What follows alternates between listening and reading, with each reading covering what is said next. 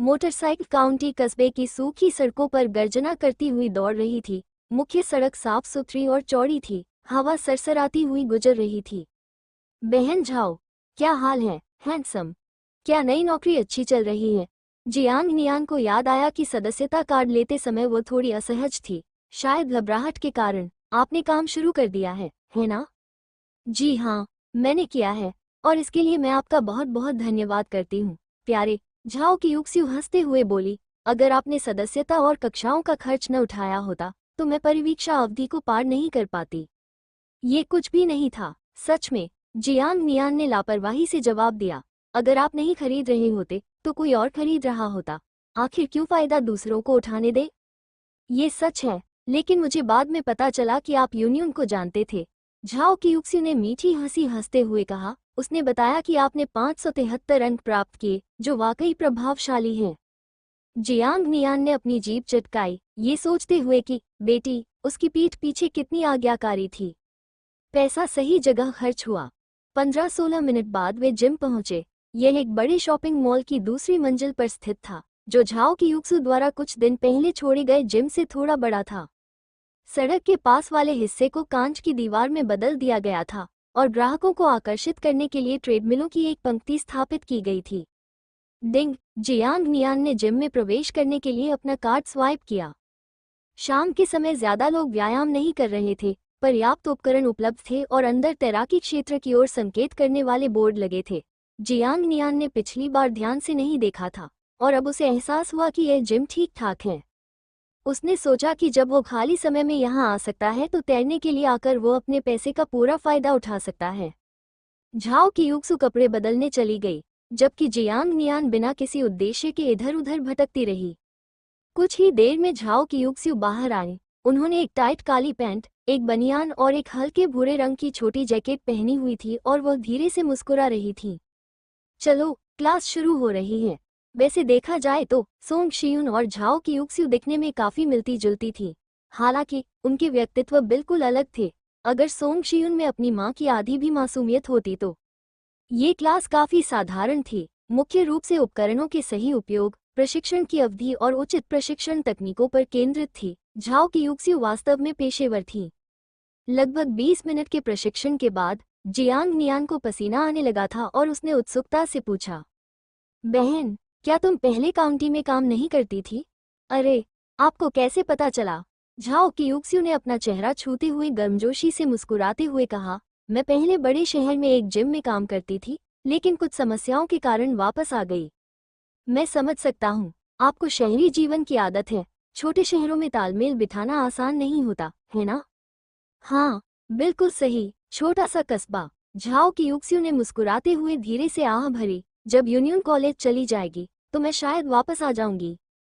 आराम करने के बाद उन्होंने कक्षा जारी रखी और अभी भी उनका ध्यान गतिविधियों को समझाने पर केंद्रित था। झाओ कियुक्सू ने बिना किसी ढिलाई के पूरी लगन से पढ़ाया। शुरुआत में जियांग नियान ने सिर्फ खानापूर्ति करने की योजना बनाई थी, लेकिन अभ्यास करते करते उसकी रुचि बढ़ती गई और उसने ध्यानपूर्वक सीखना शुरू कर दिया। पुरुष अपने पैरों पर अधिक काम कर सकते हैं, ये भविष्य में फायदेमंद होगा। झाओ कियुक्सू के खिलखिलाते चेहरे को देखकर जियांग नियान को थोड़ी शर्मिंदगी महसूस हुई और उसने सोचा कि अगली बार उसे चुपके से इसे रिकॉर्ड कर लेना चाहिए ताकि सोंग शियुन इसे देख सके। अच्छा, तो चलिए प्रशिक्षण शुरू करते हैं। व्यायाम करना वाकई लत लगाने वाला था। जियांग नियान 18 साल का था, उसका शरीर पूरी तरह विकसित हो चुका था और हल्का फुल्का व्यायाम उसके लिए फायदेमंद था। एक जोरदार कसरत के बाद पसीने से तरबतर होकर वो नहाने के लिए मुड़ा। उसने मन ही मन सोचा कि भविष्य में जब भी उसे फुर्सत मिले, उसे आकर अपने पैरों को और अधिक मजबूत बनाने का अभ्यास करना चाहिए। उपकरण क्षेत्र में झाओ कियुक्सू ने क्लास के बाद स्ट्रेचिंग खत्म की।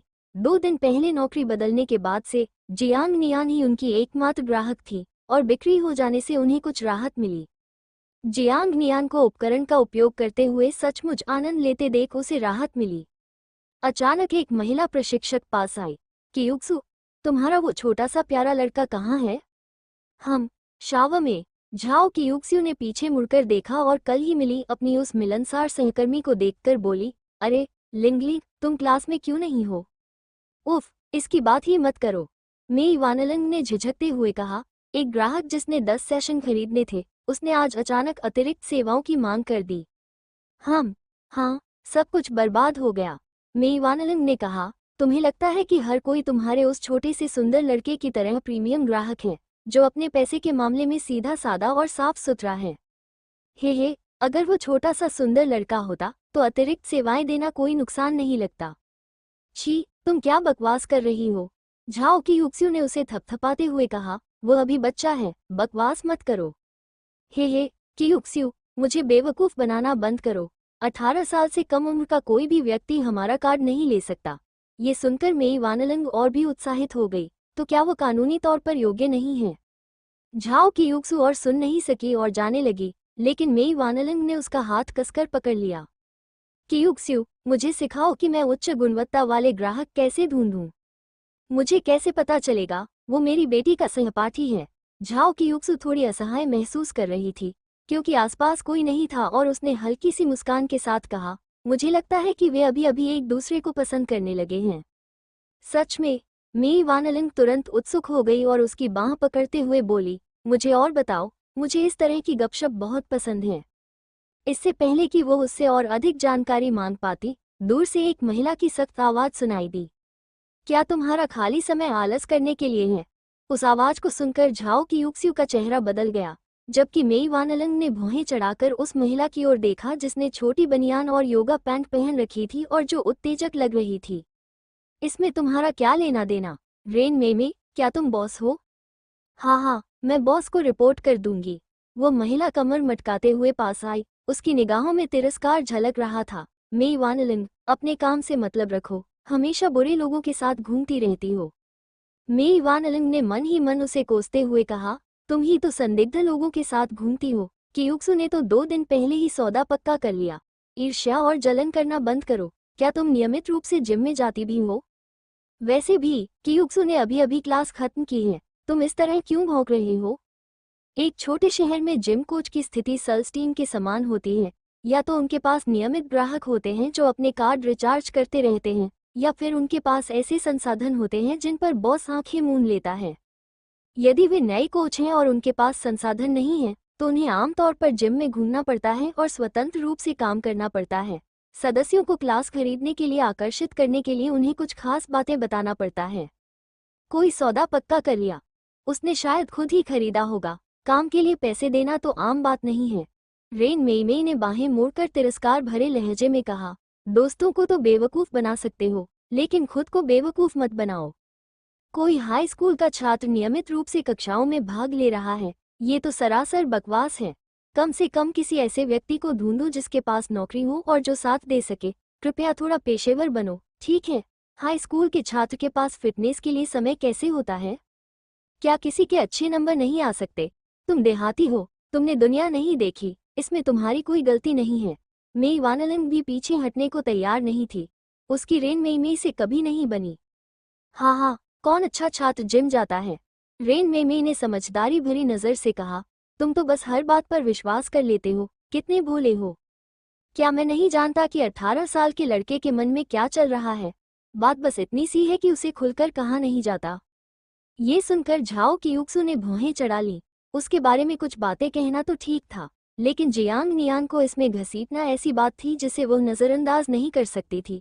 चाहे कुछ भी हो जाए, जियांग नियान एक अच्छी बच्ची थी। जैसे ही उसने बोलने की हिम्मत जुटाई, दूर से जियांग नियान की आवाज़ सुनाई दी, बहन, कृपया मुझे बाकी 60 कक्षाओं में मदद कर दोगी।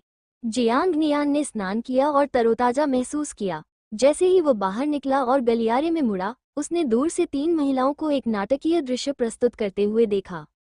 पास आते ही उनकी आवाज़ सुनकर वो अवाक रह गया। धिक्कार है, ये लड़कियां बस चहचहाती ही जा रही हैं। जिम की सदस्यता लेना और क्लास खरीदना शुरू में एक अनिवार्य आवश्यकता थी, लेकिन इसे आजमाने के बाद जियांग नियान को ये काफ़ी अच्छा लगा और व्यायाम करने में एक अजीब तरह की लत लगने वाली अनुभूति हुई। इसके अलावा आज रात वो यहाँ एक काम पूरा करने आया था, इसलिए उसने सीधे मुद्दे पर आने का फैसला किया।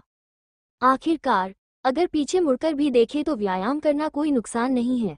18 साल की उम्र तक व्यायाम न करने का मतलब है कि विश्वविद्यालय में भी कनिष्ठ छात्र चुप रहेंगे और कनिष्ठ छात्र सिर हिलाते रहेंगे, खाली प्यालों को देखकर तरसते रहेंगे और रोते रहेंगे।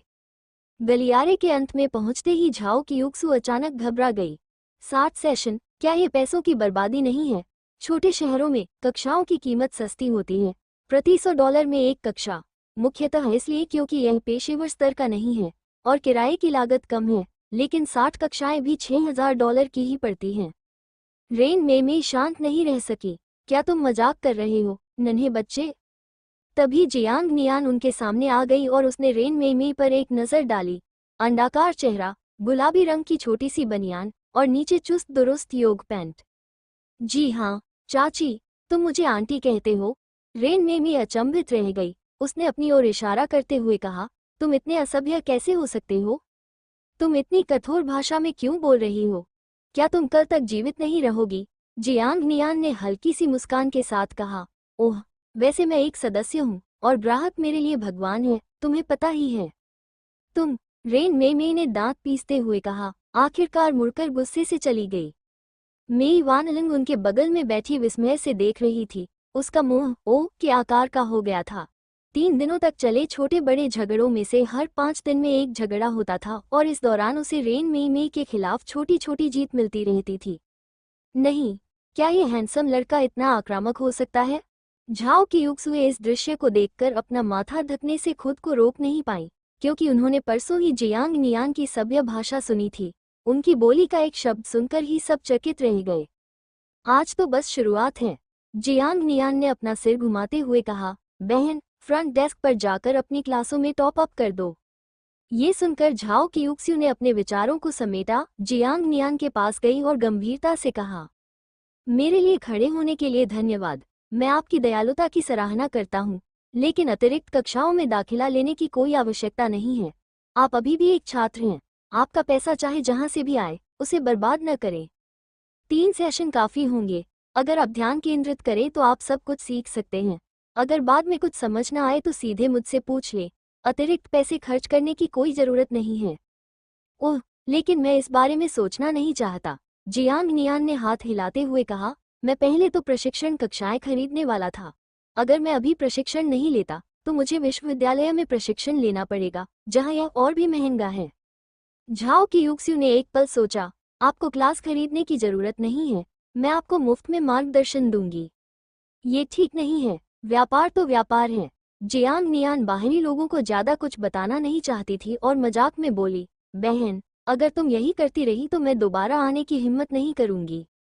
ये सुनकर झाओ की युक्सु थोड़ी असहाय सी दिखी। ठीक है फिर। जिम ट्रेनर मेई वानलिंग की आंखें थोड़ी सिकुड़ गईं। उन्होंने पहले जियांग नियान और फिर झाओ की युक्सु को देखा। वो पूरी तरह से हैरान थी। अरे, सच में पैसे दे रही हो? 6000 रुपये। रिसेप्शन। रेन मेई वास्तव में ज्यादा दूर नहीं गई थी। वहां खरीदारी काउंटर पर ही करनी पड़ती थी। वो देखना चाहती थी कि वो बदतमीज लड़का सिर्फ जिद्दी है या सच में उसके पास पैसे हैं। थोड़ी ही देर में जियांग नियान किसी के साथ आ गया।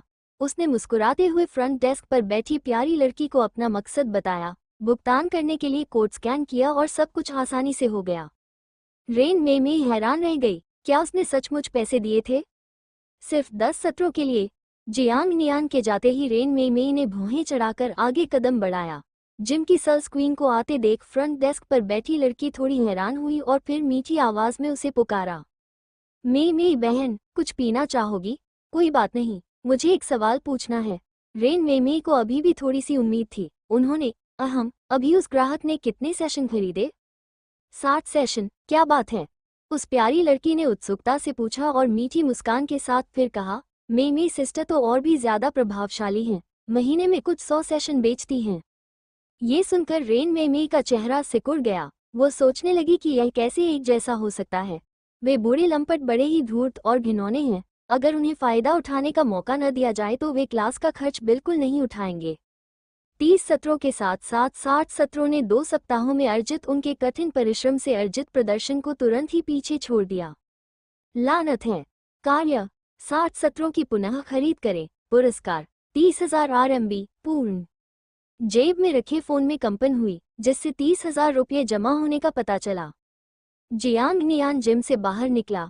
शाम के 9 बज चुके थे। झाओ की युक्सु ने काम से जल्दी छुट्टी ली और उसे जिम तक छोड़ दिया। इस समय हालांकि जियांग नियान ने जिम में स्नान कर लिया था और उसके कपड़े सूख गए थे, फिर भी हल्की सी दुर्गंध आ रही थी। हवा चलने पर सबसे पहले उसे ये गंध महसूस हुई और झाओ की युक्सु को भी यही गंध आ गई। उसने विनम्रतापूर्वक सुझाव दिया कि अगली बार वो अपने साथ बदलने के लिए कपड़े लेकर आए। जियांग नियान ने मजाक में कहा, ये तो बहुत झंझट है, क्या इसका मतलब कपड़ों का एक अतिरिक्त सेट धोना नहीं होगा? झाओ की युक्सु भी हंस पड़ी और बोली, बहन तुम्हारे कपड़े धो देंगी ताकि तुम पहुंचते ही बदल सको। अब तुम बहन की बड़ी ग्राहक हो, वरना मुझे सच में बुरा लगता। जरूर, जियांग नियान मजाक कर रही थी।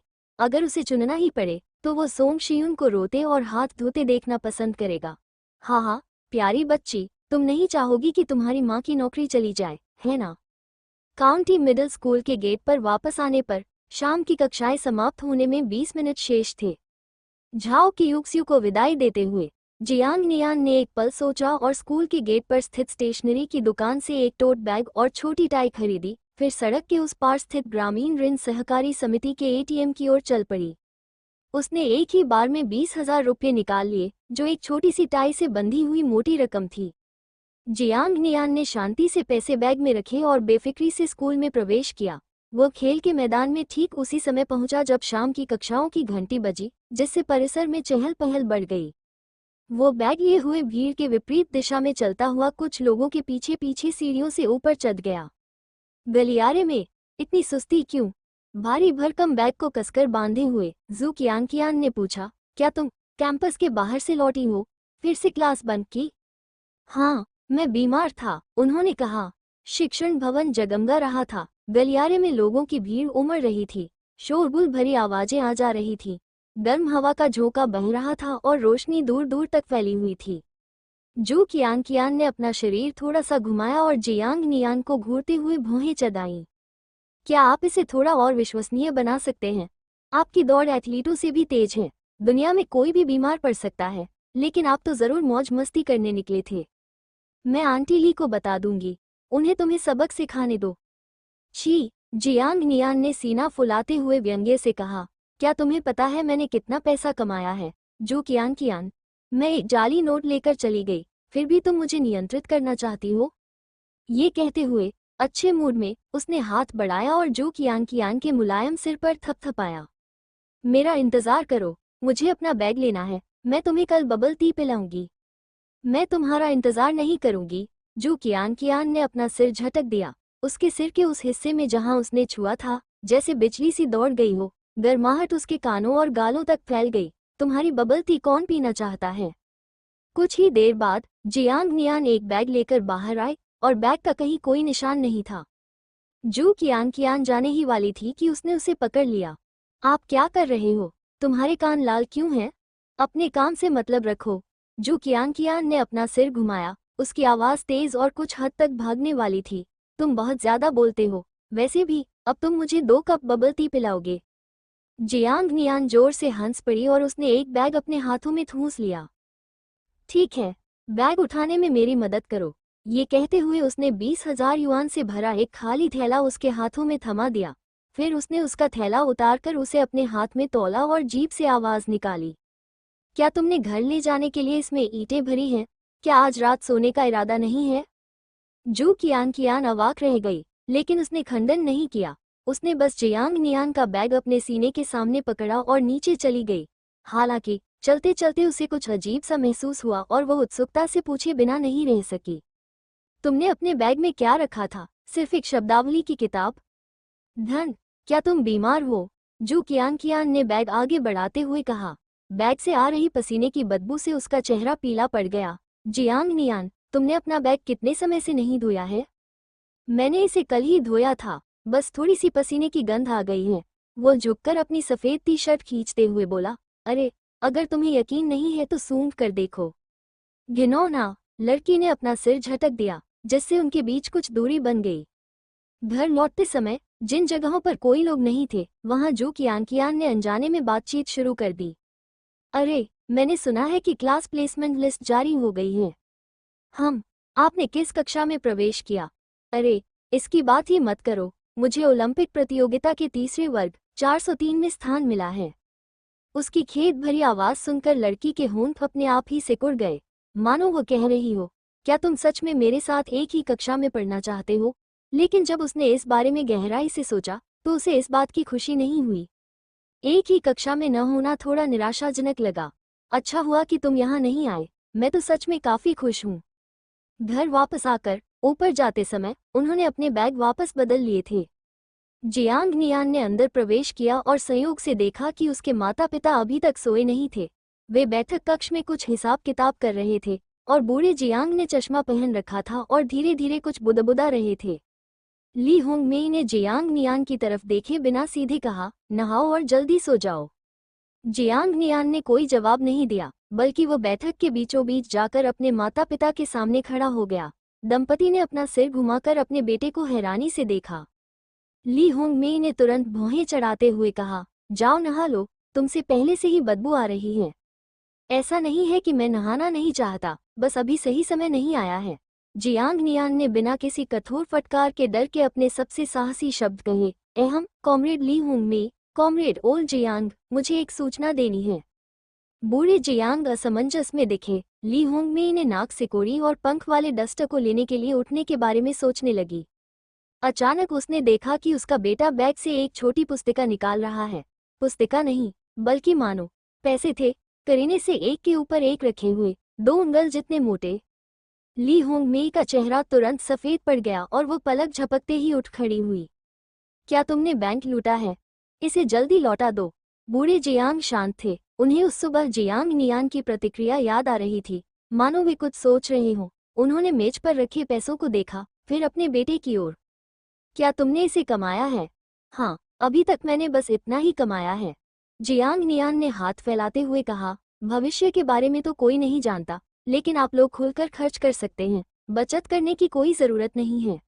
बचत करने की आवश्यकता न होने के बारे में सुनकर ली होंगमेई भावुक हो गई, लेकिन फिर भी उसने जियांग नियान से पैसे वापस जमा करने के लिए बुदबुदाते हुए उसे ताने मारे। अगर भविष्य में पैसे खर्च करने की कोई जगह ही न हो तो क्या होगा?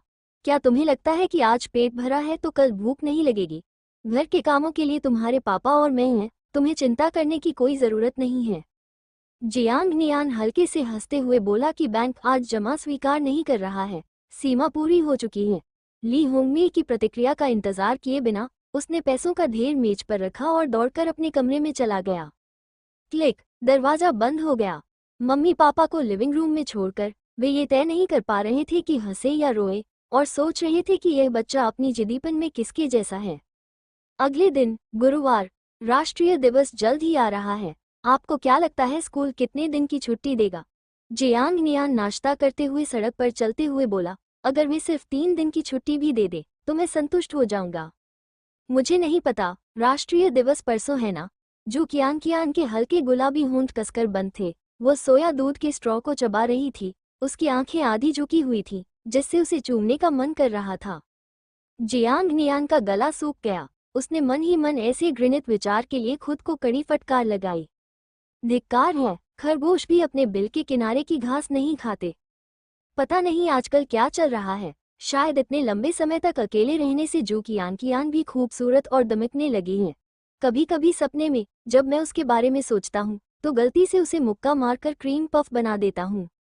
बेहद शर्मनाक, सचमुच बेहद शर्मनाक। जियांग नियान ने इसे किशोरावस्था की समस्या के रूप में अस्पष्ट रूप से वर्गीकृत किया, अपना सिर हिलाया और आगे चलना जारी रखा। जैसे ही वे सीढ़ियों पर अलग होने वाले थे, जू कियान ने आवाज लगाई, क्या हाल है? जियांग नियान ने सोचा कि वो फिर से दूध वाली चाय की बात करने वाली है।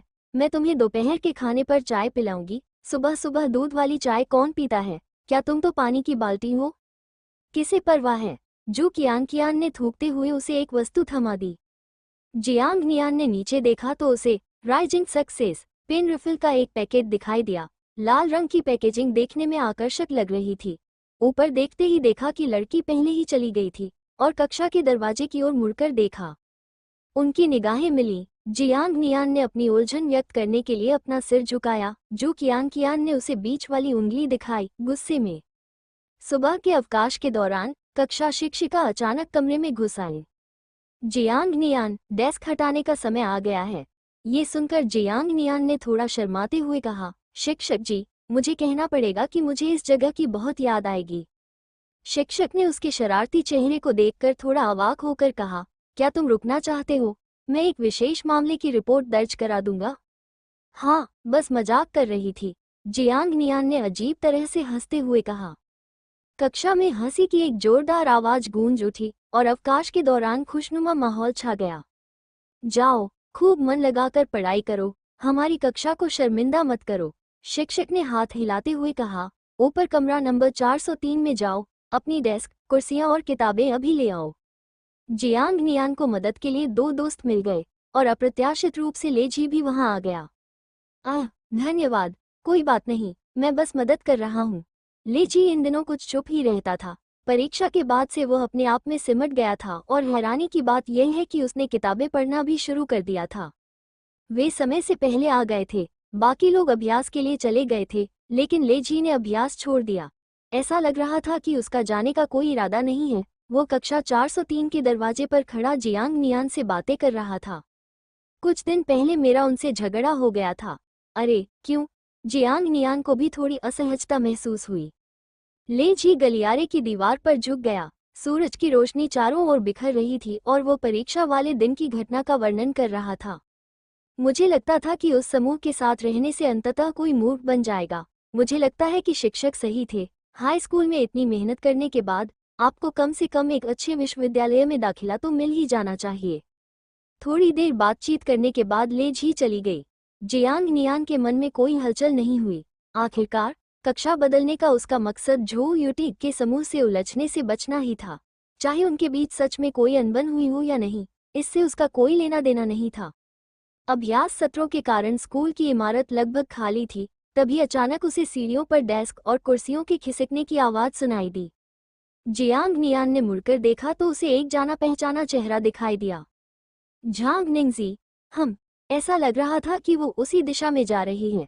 मेजें हटाने में उसकी मदद करने वाली एकमात्र व्यक्ति एक और लड़की थी, जो संघर्ष करती हुई प्रतीत हो रही थी। झांग निंगजी का छोटा सा चेहरा शर्म से लाल हो गया था।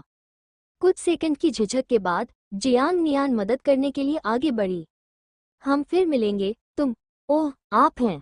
झांग निंगजी ने पलकें झपकाई और थोड़ी शर्माते हुए धीरे से उनका नाम पुकारा। जियांग नियान, मेरा प्रमोशन हो गया है। 430वें फ्लोर पर। किताबों से भरी भारी टोकरी जमीन पर गिर गई और जियांग नियान ने अपनी पीठ सीधी की और अपने ऊपर से न दिखने वाले पसीने को पोंछा। झांग निंगजी ने उसे एक टिश्यू दिया, जिसे उसने तुरंत अपनी जेब में रख लिया। इस हरकत को देखकर लड़की अवाक रह गई और कुछ पल के लिए कुछ बोल नहीं पाई। जियांग नियान का मूड अच्छा था। ओह, मैंने इसे बाद में डेस्क पोंछने के लिए रख लिया था। मुझे कक्षा 403 में पदोन्नत भी कर दिया गया है। सच में? झांग निंगजी थोड़ी खुश हुई। अचानक एक नए समूह में शामिल होना, साथ होना हमेशा अच्छा लगता है। भविष्य में आप मुझसे कागज मांग सकते हैं। स्कूल में कागज एक वास्तविक मुद्रा है। झांग निंगजी वाकई बहुत खुश थी। पदोन्नति सूची में केवल उसकी कक्षा के छात्रों के नाम थे। उसे नहीं पता था कि परीक्षा कक्ष में उसके पीछे बैठा लड़का भी पदोन्नत हो गया है। बोलते बोलते उसने अपनी डेस्क में हाथ डाला और टिश्यू का एक और पैकेट निकालकर जियांग नियान को दे दिया। जो फ्रूट मिल्क का डिब्बा उसने उसे पहले दिया था, उसे देखते हुए झांग निंगजी की चीजें स्वीकार करना स्वाभाविक लगा और उनका रिश्ता और भी गहरा हो गया। कुछ ही देर में कक्षा 403 के दरवाजे पर एक और लड़का आया। उसने चश्मा पहना हुआ था और वो थोड़ा शांत लग रहा था। जियांग नियान ने देखा कि वो अपनी डेस्क अकेले ही उठा रहा था, इसलिए वो उसकी मदद करने के लिए उसके पास गया।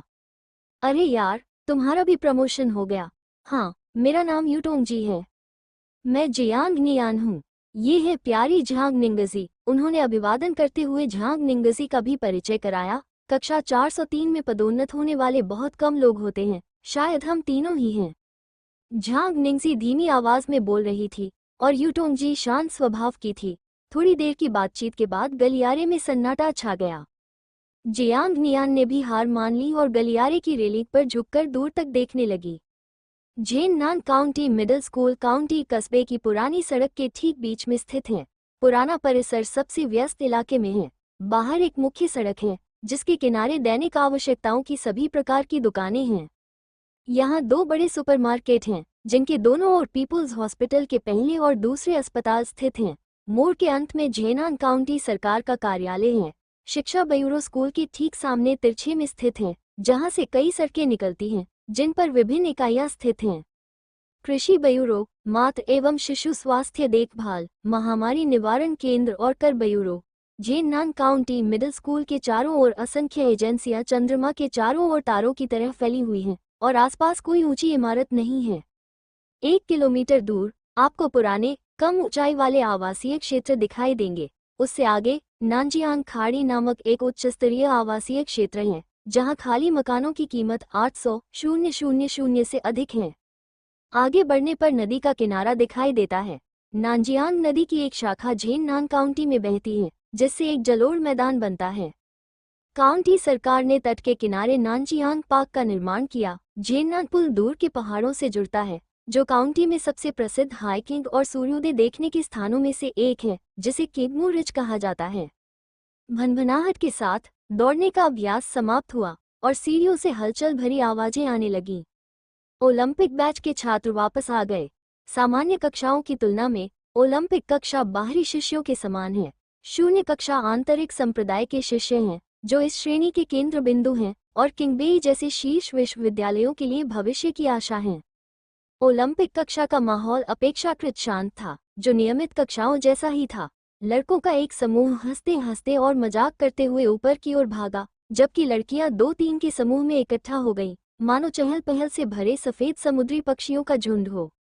कक्षा में प्रवेश करने से पहले उन्होंने उत्सुकता से ऊपर डेस्क ले जा रहे 3 लोगों पर एक नज़र डाली। उन्हें मोटे तौर पर अंदाजा था कि ये नवपदोन्नत छात्र थे, लेकिन यह निश्चित नहीं था कि वे नए सहपाठी थे या नहीं, क्योंकि पदोन्नति के लिए 2 परीक्षाएं थीं, एक सितंबर के अंत में और दूसरी अक्टूबर के अंत में। सितंबर में आधारभूत परीक्षा थी, अक्टूबर में 18 जिलों के लिए संयुक्त परीक्षा थी, नवंबर में 6 शहरों की संयुक्त परीक्षा थी और साल के अंत में शिक्षा ब्यूरो के नेतृत्व में प्रांत की संयुक्त परीक्षा थी। कक्षा सलाहकारों ने इन व्यवस्थाओं को स्पष्ट कर दिया था। पदोन्नति के अवसर केवल सितंबर और अक्टूबर में ही उपलब्ध थे, लेकिन इससे कक्षा की आंतरिक स्थिति में कोई अस्थिरता नहीं आई।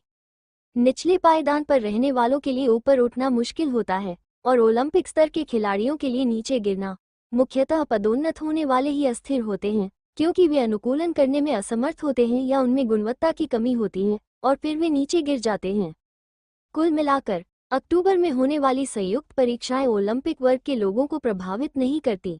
यह नवपदोन्नत लोगों के लिए एक तरह की योग्यता जांच है, साथ ही निचले वर्गों में पदोन्नति का अंतिम अवसर भी है। झांग निंगजी ने दूसरों की निगाहों से बचने के लिए अपना सिर नीचे कर लिया और सहज रूप से जियांग नियान के पीछे एक छोटे शुतुरमुर्ग की तरह छिप गई। जियांग नियान को यह मजेदार लगा और उसने उत्सुकता से उससे एक सवाल पूछा, इस परीक्षा में आपको कितने अंक मिले? झांग निंगजी ने उल्लेख सुनकर ऊपर देखा और संकोचपूर्वक अपना स्कोर बताया, 609। वाह, ये तो सचमुच महान दानव राजा है। इसने तो साधारण कक्षा में भी शानदार अंक प्राप्त किए। हालांकि यह सिर्फ एक प्रारंभिक परीक्षा थी और प्रश्न बहुत कठिन नहीं थे। भले ही उसने ओलंपिक वर्ग में शीर्ष स्थान हासिल न किया हो, लेकिन सामान्य वर्ग में वो निस्संदेह प्रथम स्थान पर है। आपका क्या विचार है? झांग निंगजी ने पलटकर पूछा। तुम्हारे 573 से कम, जियांग नियान ने मुस्कुराते हुए जवाब दिया। ओह, 573। झांग निंगजी, जो किसी को सांत्वना देने के तरीके को लेकर असमंजस में थी, ने धीरे से कहा, कोई बात नहीं, 573 भी काफी ज्यादा है। मेरी गलती है, जीजी चान, मेरा इरादा तुम्हें निराश करने का नहीं था। जियांग नियान को अंकों की ज्यादा चिंता नहीं थी, बस औसत स्तर बनाए रखना काफी था। ज्ञान उसके दिमाग में अच्छी तरह से बैठ चुका था और थोड़ी समझ के साथ परीक्षा पास करने के लिए ये काफी था। शिखर पर पहुंचने की बात करें तो फिलहाल उनकी ऐसी कोई महत्वाकांक्षा नहीं थी। सुसानु को चुनौती देना तो एक मजाक है। कुछ ही देर में कक्षा 403 के सलाहकार लियू लियांग सोंग आ गए। कद में छोटे, दुबले पतले, कम बालों वाले और काले फ्रेम का चश्मा पहने हुए उन्होंने अपना परिचय भाषा शिक्षक के रूप में दिया। लियू लियांग सोंग ने उन तीनों को थोड़ी देर रुकने के लिए कहा और फिर कुछ जरूरी सूचना देने के लिए अंदर चले गए। उन्होंने कुछ लोगों की मदद से पदावनत किए गए तीनों के लिए मेज और कुर्सियां नीचे ले जाने का इंतजाम किया और जाने से पहले उन्हें कुछ शब्दों से प्रोत्साहित किया। उनमें से एक लड़के ने सकारात्मक रवैया बनाए रखते हुए कहा, लाओ लियू, सौभाग्य से मैं आपके समर्थन समूह में नहीं था। अगर मैं उस समूह में होता तो क्या आप व्यर्थ ही व्यस्त नहीं रहती? क्या हम फिर मिलेंगे, लाओ लियू? जब हम दोबारा मिलेंगे तो तुम्हें खुश रहना होगा, ठीक है? लाओ लियू अवाक रह गया। खूब मेहनत से पढ़ाई करो, लापरवाही मत करो और अपने अंकों में सुधार करो। अंत में लाओ लियू ने आह भरी और नए तीनों की ओर मुड़ा। उसने उनके नाम पूछे, शायद स्कोर को नामों से मिलाने के लिए। अंदर जाए। झांग निंगजी और जियांग नियान तीसरे समूह में जाए जहां खाली सीटें हैं। यूटोंगजी पहले समूह में जाइए। कक्षा के पिछले दरवाजे पर कुछ लोग पहले से ही उत्सुकतावश झांक रहे थे। जियांग नियान ने झांग निंगजी की ओर देखा और पहल करते हुए प्रस्ताव रखा, हम दोनों तीसरे समूह में हैं। कैसा रहेगा अगर मैं पहले आपका सामान अंदर रख दूं? ठीक है। लियू लियांगसोंग ने पहले तो कक्षा समिति के कुछ सदस्यों को मदद के लिए बुलाने का इरादा किया था, लेकिन जियांग नियान की पेशकश सुनकर उसने यह विचार छोड़ दिया। आखिर एक डेस्क को इधर उधर करना कोई बड़ी बात नहीं थी। इस प्रकार सबके सामने जियांग नियान ने सबसे पहले झांग निंगजी की मेज अंदर रखी और झांग निंगजी ने जियांग नियान को उनकी कुर्सी अंदर रखने में मदद करने के लिए उनका पीछा किया। इसी बीच यूटोंगजी ने भी अपनी मेज और कुर्सी को खिसका लिया और दीवार के पास पहले समूह में बैठ गया। अंग्रेजी शिक्षक आ गए और कक्षा सलाहकार लियू लियांगसोंग ने कुछ मिनट का समय लेने के लिए क्षमा मांगते हुए मुस्कुराते हुए तीनों नए छात्रों से बारी बारी से अपना परिचय देने को कहा। जियांग नियान ने पहले बोलना शुरू किया, मेरा नाम जियांग नियान है, मैं नीचे की कक्षा 303 से हूँ। उन्हें आदर्श मानकर यूटोंगजी दूसरे नंबर पर आए और उन्होंने मूल रूप से जियांग नियान के तरीके का अनुसरण किया। परिचय सरल था, नाम, मूल स्थान और निवास स्थान। चूंकि अभी अक्टूबर का महीना नहीं आया था, इसलिए उन्हें वास्तव में सहपाठी नहीं माना जा सकता था। केवल मुख्य बिंदुओं का उल्लेख करना ही पर्याप्त था। थोड़ी झिझक वाली झांग निंगजी सबसे आखिर में गई और कुछ शब्द हकलाते हुए बोली, मेरा नाम झांग निंगजी है, मैं पहले कक्षा 307 में थी, मैं नानजियांग खाड़ी क्षेत्र में रहती हूँ। नानजियांग खाड़ी शब्द सुनते ही अपनी डेस्क पर बैठे जियांग नियान की पलकें अचानक फड़क उठी। कक्षा में मौजूद काउंटी कस्बे के कुछ स्थानीय छात्र भी प्रतिक्रिया देने से खुद को रोक नहीं पाए और बोले, ओह वाह, नानजियांग खाड़ी नदी के पास कितना बड़ा समतल इलाका है। अरे वाह, ऐसा लग रहा है जैसे किसी युवती का जीवन साकार हो रहा हो।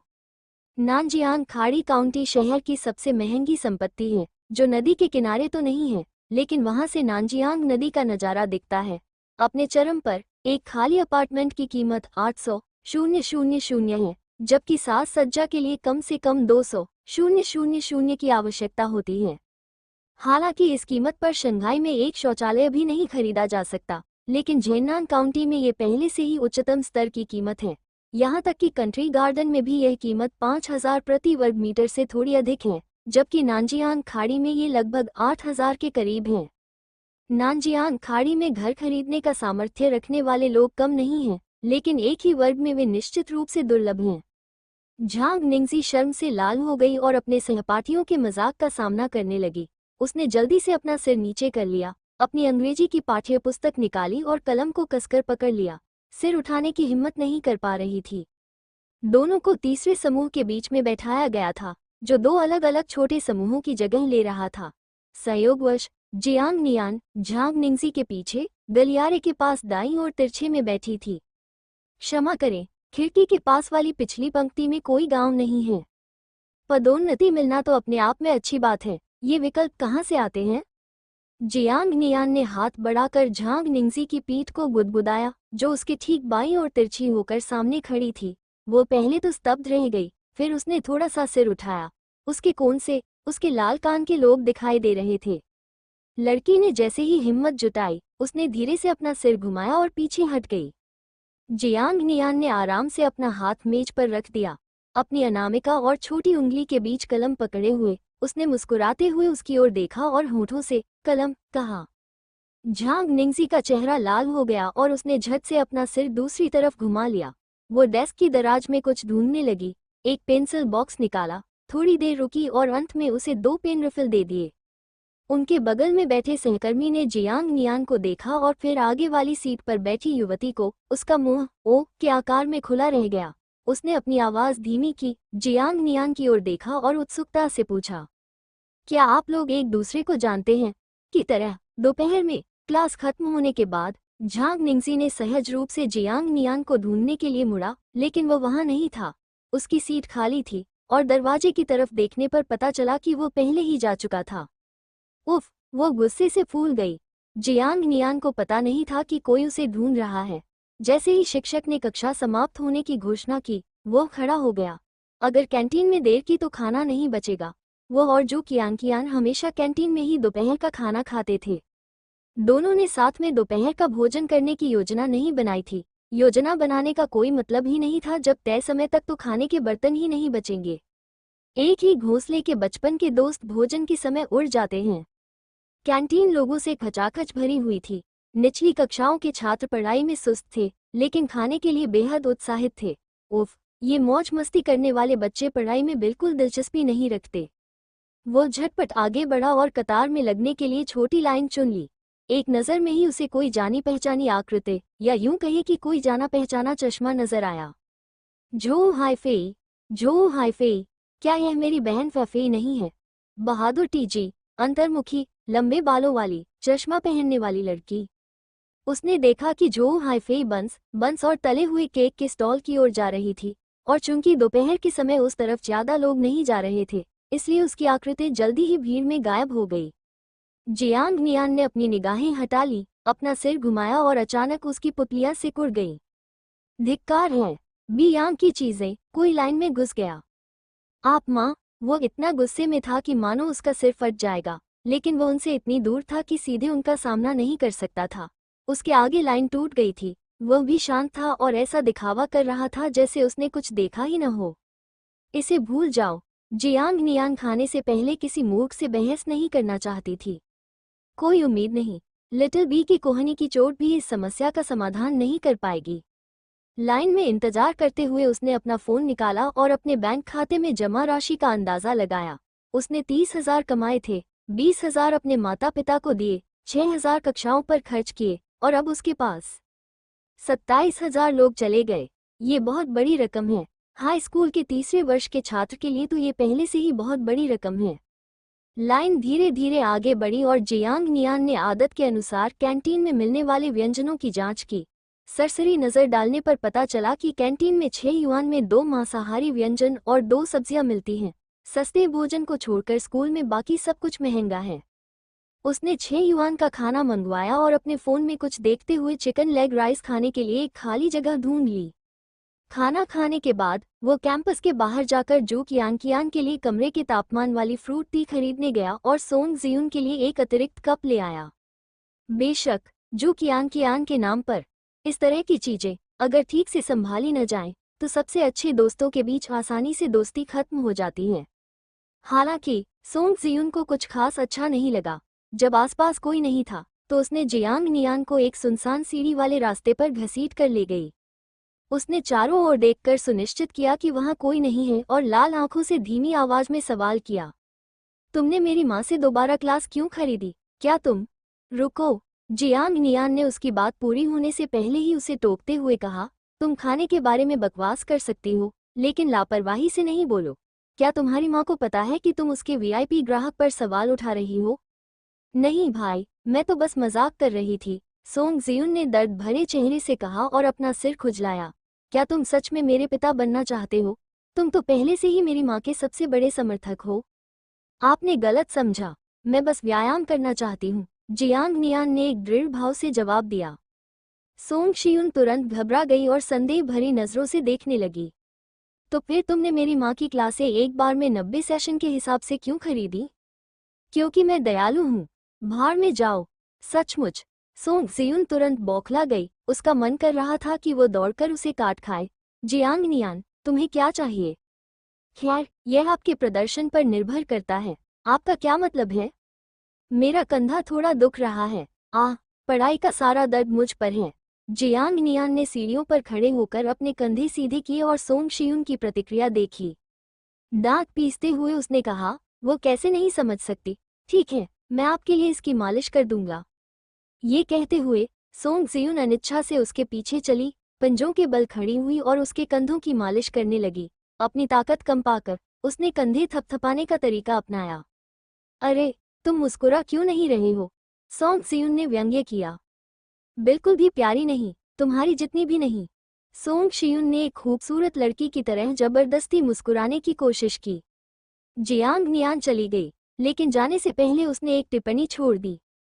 क्या आप राष्ट्रीय दिवस की छुट्टियों के दौरान मेरे अंग्रेजी के होमवर्क में मेरी मदद कर सकते हैं? मुझे सच में लिखने का मन नहीं कर रहा है। गीत सेयुन। दोपहर के भोजन के बाद जियांग नियान ने झांग निंगजी को 2 पेन रिफिल लौटा दिए। फिर भी, चाहे वो किसी भी तरह से देखे, युवती कुछ उदास लग रही थी और उसे कुछ नाराजगी भरी निगाहों से देख रही थी। क्या चल रहा है? दोपहर में झांग निंगजी शुतुरमुर्ग की तरह सिर झुकाए लगातार अपना होमवर्क करती रही। वो सिर उठाने की हिम्मत नहीं करती थी। जब आसपास के लोग बोलते तो वो बस कान लगाकर सुनती रहती। जियांग नियान, जो हमेशा बेफिक्र रहने का आदी था, पढ़ाई में औसत था लेकिन सामाजिक कौशल में उत्कृष्ट था। दोपहर तक वो अपने आगे पीछे और अगल बगल बैठे लोगों से हंसी मजाक करने लगा था। वाह, आपने सारे 3500 शब्द याद कर लिए। हाँ, तुम अविश्वसनीय हो, ये दर्दनाक है, बहुत दर्दनाक। उसकी सहपाठी ली हुआ दिखने में साधारण थी, सांवली त्वचा वाली, अंग्रेजी निबंधों में एक शीर्ष छात्रा थी, लेकिन असल में वो एक खोई हुई कबूतर जैसी थी। जियांग नियान खुशी खुशी बातें कर रहा था और कुछ कहने ही वाला था कि अचानक उसकी नज़र सामने बैठी युवती पर पड़ी, जो दयनीय निगाहों से उसे देख रही थी। ऐसा लगता है कि उसने उसे नाराज नहीं किया। आखिर सब कुछ गलत कहाँ हुआ? दोपहर में, शायद जानबूझकर या अनजाने में, जियांग नियान की मुलाकात कैंटीन में फिर से टीची झोउ हाईफेई से हो गई। ऐसा लग रहा था मानो उसे भी उसकी कुछ झलक हो। उसकी निगाहें एक पल के लिए उसके चेहरे पर टिकीं और फिर नीचे झुक गईं जब वह चली गई। पलक झपकते ही 2 दिन बीत गए और सितंबर का आखिरी दिन आ गया, राष्ट्रीय दिवस की छुट्टी की पूर्व संध्या। 10 बजे जियांग परिवार के पति पत्नी सोफे पर बैठकर टीवी देख रहे थे। ली होंग में एक धारावाहिक देख रही थी जबकि जियांग अपने फोन पर कुछ कर रहे थे, और जियांग परिवार में शायद ही कभी इतनी शांति और सुकून का माहौल होता था। शाम की स्व अध्ययन समाप्त करने के बाद जियांग नियान बाथरूम से बाहर आया तो एक क्लिक की आवाज सुनाई दी। अपने बालों को सहलाते हुए वो आगे बढ़ा। पानी बारिश की तरह टपक रहा था। ये देखकर ली होंगमी का गुस्सा भड़क उठा। वो बदमाश, अगर 3 दिन तक उसे छड़ी से न मारा तो वो छत ही उड़ा देगा। रुको, जियांग नियान ने सहज रूप से कूदकर खुद को क्रोधित मां से दूर कर लिया और मंत्रोच्चार को रोकते हुए कहा, कॉमरेड ली होंगमी, आप अभी मुझ पर हमला नहीं कर सकते। ली होंगमी ने ताना मारते हुए कहा, तुम्हारे पास समझाने के लिए 3 सेकंड हैं। बूढ़े जियांग उत्सुकता से अपना फोन नीचे रखकर इधर उधर देखने लगे। वे सोफे से उठ खड़े हुए और तमाशा करीब से देखने के लिए तैयार हो गए। अरे नहीं, तुम्हारा काम तमाम हो गया, तुम्हारी पिटाई होने ही वाली है। जैसे ही ये शब्द मुंह से निकले, ओल जियांग लड़खड़ा गया, संतुलन खो बैठा और आगे की ओर गिर पड़ा। कॉफी टेबल पर रखी चायदानी की जमीन पर गिरने की तेज आवाज सुनाई दी। धमाका, ये हर जगह बिखर गया। ये देखकर जियांग नियान का चेहरा खुशी से भर गया और उसने अपना हाथ उठाकर great wildness prison sky finger का संकेत दिया। अब ये बहुत दूर है। सचमुच, 7 कदमों के भीतर ही कोई न कोई हल निकल ही जाता। ज्यादा से ज्यादा उसे डांट ही पड़ती। बूढ़े जियांग को उसे बचाने के लिए अपनी जान जोखिम में डालने की कोई जरूरत नहीं थी। ओह नहीं, अगले महीने सिगरेट के पैसे खतरे में पड़ गए हैं। ली होंगमी ने अपना सिर घुमाकर हैरान परेशान बूढ़े जियांग को घूरा, जो असहज दिख रहा था। खांसते हुए उसने अपनी छिपी हुई अतिरिक्त ऊर्जा को सक्रिय किया और लापरवाही से सारा दोष दूसरों पर डाल दिया। वैसे, क्या जियांग नियान की इस सप्ताह की मासिक परीक्षा का परिणाम पहले ही घोषित नहीं हो चुका था? निश्चित रूप से। माँ का ध्यान फिर से बदल गया और उसने जियांग नियान की ओर भौहें चढ़ाकर देखा। इन दिनों हम दोनों, पापा, बहुत व्यस्त थे, इसलिए पूछना ही भूल गए कि पिछले हफ्ते की मासिक परीक्षा में तुम्हारे कितने नंबर आए। अगर तुम्हारी पढ़ाई में बहुत ज्यादा गिरावट आई है तो मुझे दोष मत देना कि मैंने तुम्हें खेल खेलने नहीं दिया। ओह माँ, आप खुद देख सकती हैं। जियांग नियान ने अपनी जेब से फोन निकाला, एल्बम खोला और अपनी कक्षा के स्कोर शीट की एक तस्वीर ढूंढी। उसने शांति से वो तस्वीर ली होंगमी को देते हुए इशारा किया कि वो पहली पंक्ति देख ले। 573, ये तो बहुत ज्यादा है, ली होंगमी ने हैरानी से कहा। क्या? बूढ़े जियांग को टूटी हुई चायदानी की जरा भी परवाह नहीं थी। वो पास जाकर देखने लगा। ये सचमुच पहली बार है। क्या तुमने इसे फोटोशॉप किया है? फोटोशॉप क्या? मैं एक क्लास आगे बढ़ गई हूँ। अब मैं ओलंपिक क्लास 3 में हूँ। जियांग नियान ने फोन वापस लेते हुए कहा। अगली अभिभावक शिक्षक बैठक में गलत कक्षा में न जाना याद रखना। सब कुछ हो जाने के बाद उसने अपनी आस्तीनें लहराईं, जिससे उसकी उपलब्धियां और प्रसिद्धि छिप गईं। अरे, मुझे तस्वीर भेजो। ली होंगमी अचानक हरकत में आई और अपने बेटे के दरवाजे पर जाकर दस्तक देते हुए बोली, क्या तुमने मुझे सुना, नियान? ओह, फोटो भेजे जाने के तुरंत बाद ली होंगमी ने उसे अपने सहकर्मियों के समूह में भेज दिया। यह नन्हा बदमाश, ली होंगमी ने बुदबुदाते हुए कहा, फिर झट से अपना चेहरा बदलते हुए मुस्कुराते हुए फोन को हाथ में लिया और कहा, इसे ऑफिस के लोगों को दिखाओ। छोटे से काउंटी के कार्यस्थल में समूह में तरह तरह के रिश्तेदार मौजूद थे। काम पर वे पारिवारिक मामलों पर गपशप करते थे और काम के बाद चैट ग्रुप महिलाओं द्वारा सुनाई गई छोटी छोटी बातों से भरे रहते थे। नेतृत्व भी आने की हिम्मत नहीं कर पाया, क्योंकि आने पर उन्हें डांट पड़ती। इससे यह बात पूरी तरह स्पष्ट हो गई कि नेताओं का नेता मेरा नेता नहीं, बल्कि वास्तव में मेरा पति था, और इसी तरह जिसे नाराज करना आसान नहीं था। भनभनाहट। जिनशियू तियानफू जिले में झांग चुनलान ने तेज आवाज में बड़े अक्षरों वाला अपना फोन निकाला और ग्रुप चैट पर नजर डाली। उसने देखा कि ली होंगमी ने एक तस्वीर के साथ एक संदेश पोस्ट किया था। ग्रिन स्माइल, आप सभी कृपया ये पता लगाने में मेरी मदद करें कि क्या मेरे बेटे ने इस रिपोर्ट कार्ड को फोटोशॉप किया है। यह वाक्य झांग चुनलान को तुरंत मजेदार लगा। भला रिपोर्ट कार्ड को फोटोशॉप कौन करेगा? हालांकि उसे ठीक से पता नहीं था कि अक्षर पी का क्या अर्थ है, लेकिन वो जानती थी कि इसका मतलब कुछ नकली है। इसे खोलने पर होंगमी के बेटे का नाम जियांग नियान प्रतीत हुआ। 30 के पार कुछ नहीं, 20 के पार कुछ नहीं, कुछ भी नहीं। ये लड़का वाकई साहसी है। अपने औसत दर्जे के प्रदर्शन से शीर्ष 10 में जगह बनाने की हिम्मत कैसे हुई? शीर्ष 10? वो पहले स्थान पर क्यों है? झांग चुनलान ने प्रथम स्थान के स्कोर को देखकर अपनी आंखें चौड़ी कर लीं। वो जोर से हंस पड़ी। होंगमी के बेटे की हिम्मत कैसे हुई ऐसा करने की? उसकी हिम्मत कैसे हुई? उसने सीधे इसे पहले स्थान पर पहुंचा दिया। क्या ये स्पष्ट रूप से? रुकिए, इन महिलाओं के झांसे में आने से बचने के लिए एक बार फिर ध्यान से देखना बेहतर होगा, जो दिन भर दिखावा करने के लिए तरह तरह के तरीके ढूंढती रहती हैं। जैसे कि ऑफिस में एक बेशर्म सहकर्मी जिसने गलती से अपना सोने का कंगन शीशे पर गिरा दिया, बस इस इंतजार में कि कोई पूछे कि क्या सोने का कंगन टूट गया है। प्रथम स्थान पर जियांग नियान रही, जिन्हें 573 अंक मिले, जबकि द्वितीय स्थान पर झोउ यूटिंग रही, जिन्हें केवल 527 अंक मिले। क्या ये बात समझ में आती है? लगभग 50 अंकों का अंतर। ये तो बहुत ही नकली है। ये साफ तौर पर जाली रिपोर्ट कार्ड जैसा दिखता है। होंगमी का बच्चा वाकई बहुत साहसी और निडर है। उसका अपना प्रिय पुत्र कहीं अधिक ईमानदार था। वो तो कल ही अगली कक्षा में पदोन्नत हुआ था। ये सोचकर झांग चुनलान ने कमरे में आवाज लगाते हुए कहा, लाओ यू, आओ कुछ मजेदार देखो। आधी रात को ये सब क्या बकवास है? एक अधेड़ उम्र का गंजा आदमी धीरे धीरे कमरे से बाहर आते हुए बड़बड़ाया। उसके हाथ में एक थमस था। होंगमी के बेटे ने अपने रिपोर्ट कार्ड को फोटोशॉप किया है। ये बहुत मजेदार है। मुझे देखने दो। गंजे अधेड़ उम्र के व्यक्ति ने अपना चश्मा ठीक किया, नीचे झुका। समूह में संदेश लगातार चमक रहे थे। स्को के बाद एडवांस्ड क्लास लिखा हुआ है। ये तो और भी मजेदार है। क्या टोंगजी ने कल ही अगली कक्षा में प्रवेश नहीं लिया था? झांग चुनलान खुशी से हंसते हुए समूह में एक वॉइस मैसेज भेजा, होंगमी, क्या तुम्हारे बेटे ने अगली कक्षा में प्रवेश लिया है? उस समूह में 3-4 सेकंड, 10 सेकंड, 20-30 सेकंड के वॉइस मैसेज हर जगह फैल रहे थे। छुट्टियों पर आए ऊब चुकी गृहिणियां भी अचानक सामने आ रही थीं। होंगमी, क्या तुम्हारे बेटे का स्कोर कुछ ज्यादा ही नहीं है? क्या उसके अंक हमेशा 400 से थोड़े ज्यादा ही नहीं होते थे? काम से एक युवा इंटर्न, आंटी ली, आपके बेटे की तस्वीर फोटोशॉप की बजाय पुनर्मुद्रित की हुई ज्यादा लग रही है। वैसे क्या चुनलान के बेटे ने भी 500 से अधिक अंक नहीं बनाए थे? मैंने सुना है कि वो ओलंपिक वर्ग में पहुंच गया है। बस उसके बेटे से पूछ लो, तुम्हें पता चल जाएगा। स्क्रीन के पीछे झांग चुनलान प्रसन्न दिख रही थी और वॉइस मैसेज के जरिए जवाब दे रही थी। मुझे कैसे पता चलेगा? ओलंपिक वर्ग तो काफी सारे हैं। ली होंगमी ने एक छोटा सा वॉइस मैसेज भेजा, जिसकी टोन से ऐसा नहीं लग रहा था कि वो गुस्से में है, बल्कि वो कुछ शांत और थोड़ी खुश लग रही थी। उन्होंने कहा कि यह ओलंपिक क्लास 3 का है, तीसरी कक्षा। सोफे पर बैठी झांग चुनलान ने अपने पति की ओर मुड़कर कहा, लाओ यू, क्या टोंगजी की एडवांस क्लास भी ओलंपिक क्लास 3 नहीं है? क्लिक। तभी दरवाजा खुला और एक लड़का कपड़े पकड़े हुए बाहर आया, जो नहाने की तैयारी कर रहा था।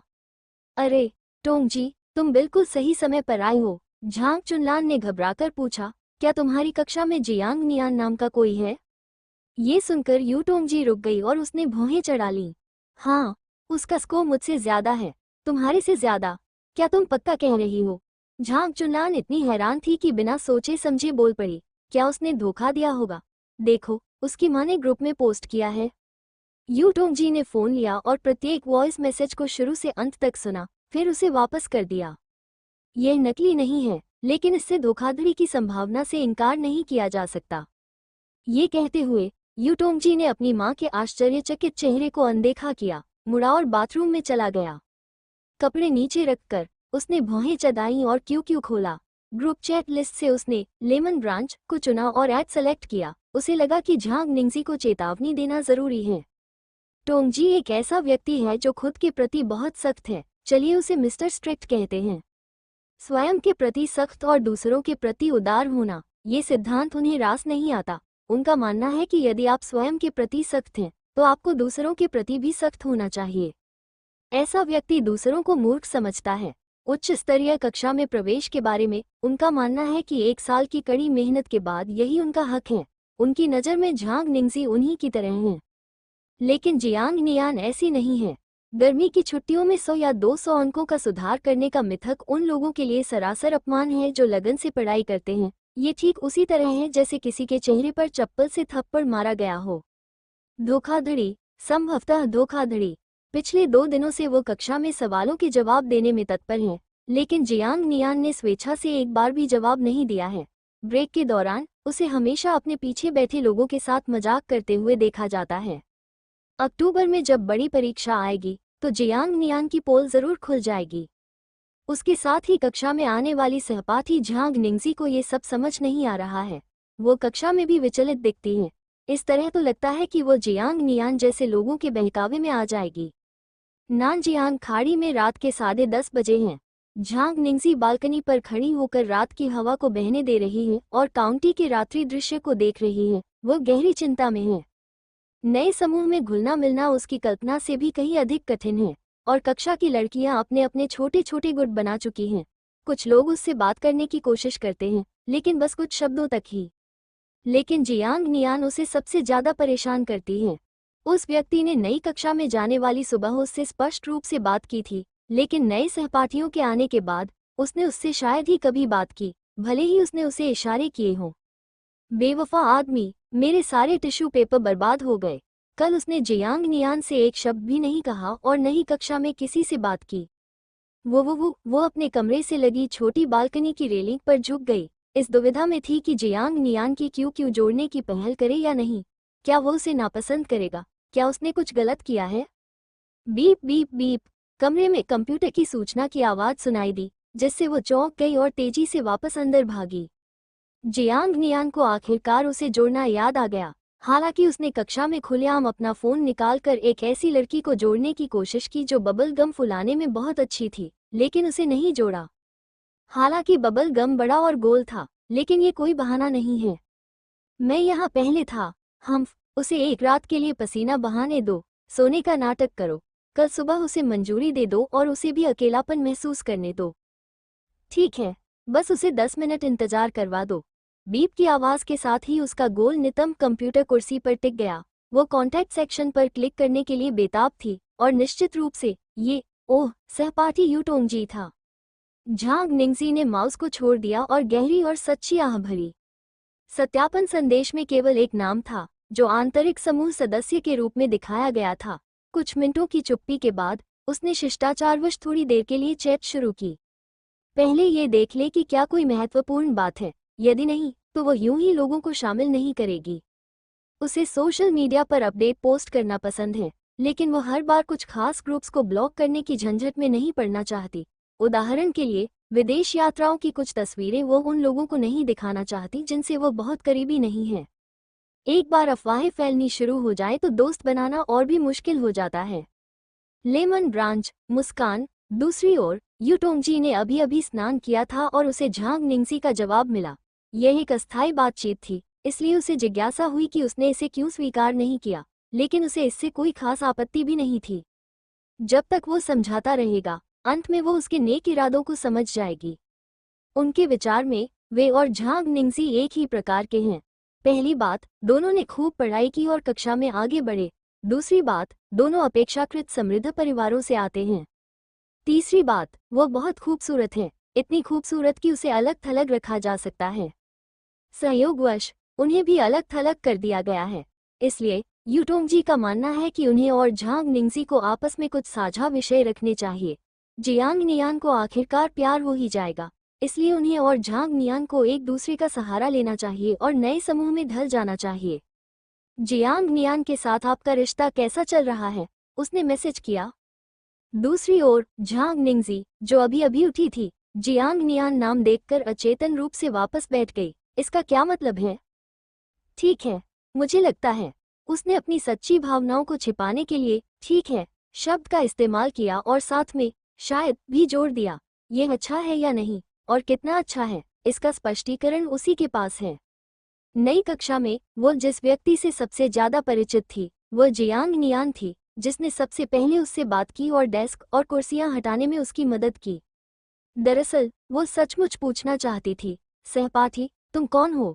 यूटोंगजी का नाम जाना पहचाना सा लगा, लेकिन मंच पर परिचय के दौरान वो इतनी घबराई हुई थी कि नाम भूल गई। यूटोंगजी, मैं आपको उससे संबंध रखने से पूरी तरह मना करता हूँ। झांग निंगजी ने नए संदेश को हैरानी से देखा। आखिर वो कौन है जो उसे बता रहा है कि उसे किसके साथ रहना चाहिए? वैसे भी नई कक्षा में वो सिर्फ जियांग नियान को ही जानती थी। अगर वो नहीं तो और कौन? क्यों? क्योंकि उसने नकल करके कक्षा में तरक्की की है। फिलहाल तो कोई सबूत नहीं है, लेकिन मेरे पास मौजूद नवीनतम जानकारी के आधार पर इसकी प्रबल संभावना है। आपको उससे संबंध रखने की कोई आवश्यकता नहीं है। मैं आपको ये बात एक सहपाठी के तौर पर बता रहा हूँ। समानांतर कक्षाओं से आगे बढ़ना आसान नहीं है। हमने बहुत मेहनत की है, हर रात देर तक जागकर अभ्यास किया है और पढ़ा है। इसलिए मैं तुम्हारी मेहनत को व्यर्थ नहीं जाने देना चाहता।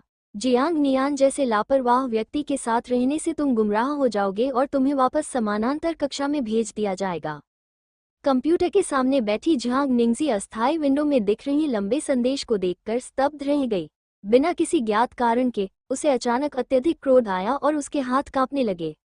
जियांग नियान ने नकल नहीं की, वे दोनों एक ही परीक्षा कक्ष में थे।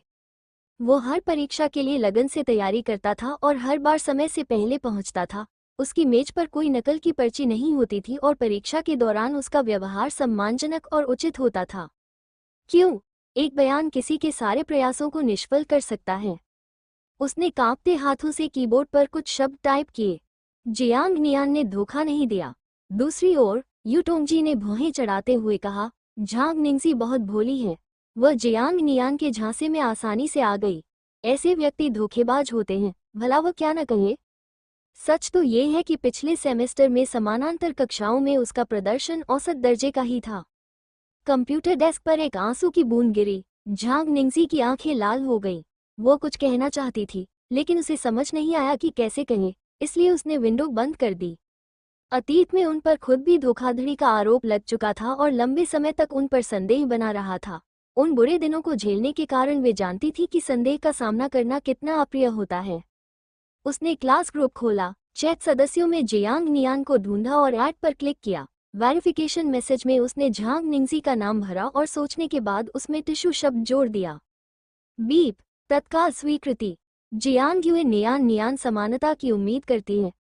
तुम भी जाग रही हो? झांग निंगजी ने अपने आंसू पोंछे और अचानक हंस पड़ी। वो उसे अभी अभी हुई घटना के बारे में बताना चाहती थी, लेकिन वह नहीं चाहती थी कि वो सोचे कि वो बहुत ज्यादा गपशप करती है। तो उसने कहा, शर्मिंदा होकर, किसी ने आपके बारे में बुरी बातें कही हैं? जियांग नियान, वो कोई आप तो नहीं है ना? झांग निंगजी शर्मा गई और बोली, बिल्कुल नहीं। तो कौन? जियांग नियान को इस बात की बिल्कुल परवाह नहीं है कि कौन उसके पीठ पीछे उसके बारे में गपशप कर रहा है। वो बचाव नहीं करेगा, खुद पर विचार करने की तो बात ही दूर है। आखिरकार प्रतिष्ठा अच्छी भी हो सकती है और बुरी भी, और आपको अपनी विचित्रता के अनुसार ही जीना पड़ता है। हाई स्कूल एक छोटा सा समाज है। 3 लोगों में से एक बेवकूफ़ तो जरूर होता है। दूसरों की बातों में दम होता है। एक बेवकूफ़ आपको मुसीबत में डाल सकता है। उनकी माँ को मन ही मन कोसने के अलावा आप कुछ नहीं कर सकते। बेहतर यही होगा कि आप अनजान होने का नाटक करें। खुद पर शक करने की बजाय दूसरों को दोष दे। झांग निंगजी, मैं कुछ नहीं कह सकती। दूसरों को धोखा देना गलत लगता है। जियांग नियान अवाक रह गई। वो अपना अवतार डिलीट करने के लिए उस पर क्लिक करने ही वाली थी। अगर तुम कुछ नहीं बोलते तो तुम भी मेरे साथी हो, और यह चुपचाप खड़े रहकर मुझे 2 बार लात मारने में क्या फर्क है? तुम्हारी दयालुता अच्छी बात है, लेकिन मेरी माँ को ढूंढना ही मेरा अंतिम कदम है। डिंग डिंग। अगले ही पल। झांग निंगजी, मैं अभी जिस बारे में बात कर रही हूँ वो कुछ और है। क्या तुम कक्षा में यू टोंगजी के साथ अच्छे दोस्त हो? जियांग नियान ने जीची के लहजे को नापसंद करते हुए फ्रैंक डिलीट बटन से अपनी उंगली हटा ली, लेकिन वो जीची के लचीले रवैये की सराहना करता था। तथाकथित मित्र वो व्यक्ति होता है जो साथ रहने के लिए कुछ नैतिक बंधनों को त्यागने को तैयार रहता है। इसका सीधा अर्थ है, किसी दिखावटी अच्छे व्यक्ति से दोस्ती मत करो। दोस्तों के प्रति सहिष्णुता। 1. देश के साथ विश्वासघात नहीं कर सकते, कानून नहीं तोड़ सकते। 2. मुझे जानने का अधिकार चाहिए। मैं इसका समर्थन नहीं करता, लेकिन मैं इसकी निंदा भी नहीं करूंगा। यू टोंगजी, क्या वही हमारे साथ तीसरे दर्जे में पदोन्नत नहीं हुआ था? जियांग नियान ने तुरंत जवाब दिया, लेकिन टाइपिंग असुविधाजनक लगी। क्या आप वॉइस चैट कर सकते हैं? झांग निंगजी, मैं। जियांग नियान, क्या आपके फोन की बैटरी खत्म हो गई है? झांग निंगजी ने कमजोर स्वर में उत्तर दिया, तो तुम मुझे फोन करना। लगभग 5 सेकंड तक थोड़ी शोर मचाती रिंगटोन बजती रही। उसके बाद सरसराहट की आवाजें सुनाई दी। रात की हवा की हल्की हल्की आवाज सुनाई दे रही थी। ऐसा लग रहा था जैसे कॉल बालकनी से ली गई हो। यू टोंगजी ने मेरे बारे में क्या कहा? उसने सीधे सीधे पूछा। अब दोस्ती की परीक्षा का समय आ गया है। फोन की दूसरी तरफ झांग निंगजी ने घबराकर धीमी आवाज में कहा। उसने कहा कि तुमने परीक्षा में नकल करके पदोन्नति पाई है। मैंने तुम्हारे लिए पहले ही उसका खंडन कर दिया है। धोखाधड़ी। जियांग नियान के लहजे में थोड़ी नाराजगी थी। गुस्सा, कपकपी, ये बंद कैसे हो गया? कितना घटिया और नासमझ आदमी है। झांग निंगजी ने जियांग नियान की आवाज सुनी। घबराहट से उसका दिल जोर से धड़क रहा था। गुस्सा मत हो, मुझे तुम्हारी बात पर यकीन है। परीक्षा के दौरान हम आगे पीछे बैठे थे। जियांग नियान को बिल्कुल भी गुस्सा नहीं आया। सब कुछ पहले जैसा ही है। दूसरों पर आरोप प्रत्यारोप का सिलसिला जारी है। चाकू न होने के कारण उसके हाथों में खुजली हो रही थी। उसकी दिलासा भरी बातों को सुनकर, जैसे अगली बार बेहतर करना, मध्यवर्ती परीक्षाएं आ रही हैं, दूरस्थ परीक्षा देने की क्षमता, जियांग नियान को बस हंसी आ रही थी। दूसरों से झगड़ा मत करो, झगड़े में पड़ने से तुम्हारा पदावनति हो जाएगी। झांग निंगजी ने चिंता से कहा। दूसरों की बातों से कोई फर्क नहीं पड़ता, बस तुम जैसे हो वैसे ही रहो। हम समझ गया। जियांग नियान भले ही दयालु न हो, लेकिन इसका मतलब यह नहीं है कि उसे दयालु और बड़े दिल वाली खूबसूरत लड़कियां पसंद नहीं हैं। यू टोंगजी, बस घटिया लोग। अंततः झांग निंगजी इसे छिपा नहीं सकी और उन्होंने बेपरवाही का दिखावा करते हुए, लेकिन वास्तव में काफी स्पष्ट रूप से एक प्रश्न पूछा। आपने मुझे कल क्यों नहीं जोड़ा? क्या हम आगे और पीछे नहीं बैठते? कक्षा में मुझे इसका ख्याल ही नहीं आया। ब्रेक के दौरान ही याद आया। मैं आपको जोड़ने ही वाला था कि आपने मुझे पहले ही जोड़ दिया। अच्छा, ठीक है, लेकिन आपने उस लड़की को भी शामिल कर लिया जिसने कक्षा में बड़ा सा च्यूइंग गम चबाया था। झांग निंगजी ने धीमी आवाज में कहा। आप क्या? हम तो बस दोस्त हैं। क्या बच्चे में स्वामित्व की इतनी प्रबल भावना है? क्या तुम आमतौर पर मुझ पर इतना ध्यान देते हो? झांग निंगजी चौंक गई और तुरंत घबरा गई। नहीं, मैंने ऐसा नहीं किया। यह महज एक संयोग था। ज्यादा मत सोचो, मुझे थोड़ी नींद आ रही है। वॉइस चैट जल्दी से समाप्त हुई। जियांग नियान ने अपनी जीभ से एक आवाज निकाली, फोन को एक तरफ फेंक दिया और अपने कमरे से बाहर निकल गया। बैठक में माँ अभी भी सोफे पर बैठकर संदेशों का जवाब दे रही थी। जियांग नियान को बाहर आते देख उनकी मुस्कान थोड़ी फीकी पड़ गई, लेकिन उसके अंकों के बारे में सोचकर वे अपनी हंसी नहीं रोक पाईं। हमारी एक सहकर्मी, उनका बेटा यू टोंगजी, लगता है आपकी ही कक्षा में पढ़ता है। आप दोनों का प्रमोशन हो गया है। क्या आपको याद है? क्या हम किसी और दिन मिलने जा सकते हैं? वो अपने दिल की बात कभी नहीं छुपाता। हाँ, उसने अभी अभी किसी को बताया कि मुझे धोखाधड़ी से पदोन्नति मिली है। ये सुनकर ली हुंगमी के चेहरे के भाव बदल गए। तो यह व्यक्ति काफी दुर्भावनापूर्ण है। आपको उससे संपर्क कम से कम रखना चाहिए। मैं पहले सोच रहा था कि दोनों परिवार एक साथ भोजन करें, लेकिन अब इसकी कोई आवश्यकता नहीं है। ये कुत्ते को खाना खिलाने जैसा होगा। जियांग नियान हंस पड़ा। उसका स्वभाव निस्संदेह उसकी माँ से विरासत में मिला था। अगले दिन, राष्ट्रीय दिवस के पहले दिन, जियांग नियान ने पूरा दिन घर पर आराम करते हुए बिताया। कल रात से झांग निंगजी ने एक शब्द भी नहीं कहा था और जियांग नियान को कोई फर्क नहीं पड़ा। पता नहीं क्या बदल गया, लेकिन तलाक की व्यवस्था लागू होने के बाद से उसकी सोच भी बदल गई है। जीवन टोफू के एक टुकड़े की तरह है, चाहे उसे कितना भी तोड़ दिया जाए, वो आखिर में टोफू का बचा हुआ हिस्सा ही रहता है। मूल जीवन पथ का अनुसरण करते हुए भविष्य में व्यक्ति का तलाक हो जाएगा। अथक परिश्रम के बावजूद भी पदोन्नति या वेतन वृद्धि नहीं मिलेगी। युवावस्था में अत्यधिक गरीबी रहेगी। कुछ वर्षों तक कड़ी मेहनत करेंगे और फिर युवावस्था समाप्त हो जाएगी। जियांग नियान को पहले ही यह बात समझ आ चुकी है। जीवन में खुशी अपने प्रयासों से मिलती है। गहरा नीला रंग इसमें चार चांद लगाता है। वो अंधेरा होने तक अपने कमरे से बाहर नहीं निकला और उसने देखा कि बगल वाले कमरे के अंकल जू उसके अपने पिता के साथ बातें कर रहे थे, जिससे वह हैरान रह गया। अंकल जू, आज छुट्टी है। उनकी धारणा के अनुसार जू कियान के पिता विशेष रूप से व्यस्त थे। एक कर्मठ राजा, कहा जाता था कि उन्हें अस्पताल बदलना था, लेकिन जू कियान की वजह से उन्होंने ऐसा नहीं किया। जी हाँ, छोटी नियान जाग गई है, निर्देशक जू ने गर्मजोशी से मुस्कुराते हुए कहा। मैंने तुम्हारी माँ से सुना कि तुम्हारा चयन ओलंपिक प्रतियोगिता में हो गया है। बहुत बढ़िया प्रगति। जियांग नियान बस वहीं खड़ी रही और ओल्ड जू से बातें करती रही। लगभग कुछ किताबें याद कर ली थी। ली होंगमेई ने रसोई से अपना सिर बाहर निकाला, बैठक में मजाक कर रही जियांग नियान पर एक नज़र डाली और भौहें चढ़ा लीं। पूरा दिन खेला, अब कियान को रात के खाने के लिए ले आओ। जब से जू कियान की माँ का 5-6 साल पहले निधन हुआ है, तब से दोनों परिवार पड़ोसी होने की सुविधा के चलते सभी प्रमुख त्योहार एक साथ मनाते हैं। बस 2 जोड़ी चॉपस्टिक की जरूरत होती है। ठीक है। दरवाजा थोड़ा खुला हुआ था। जियांग नियान अंदर चली गई और उसने देखा कि जू कियान के कमरे का दरवाजा खुला हुआ है। वो डेस्क पर लेटकर होमवर्क कर रही थी और आवाज सुनकर उसने अपना सिर घुमाकर देखा।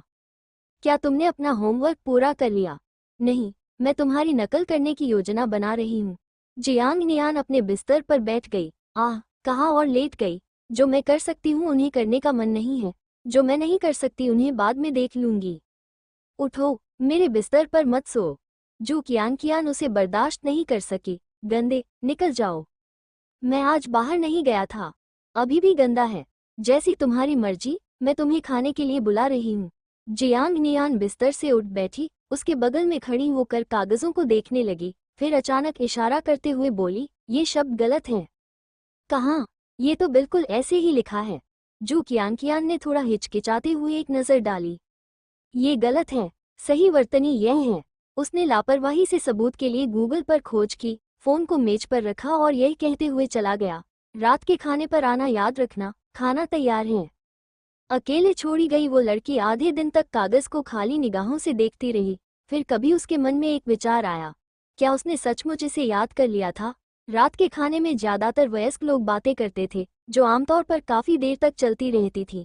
जियांग नियान और जू कियान ने जल्दी जल्दी खाना खाया और कटोरे रखने के बाद एक दूसरे को देखा।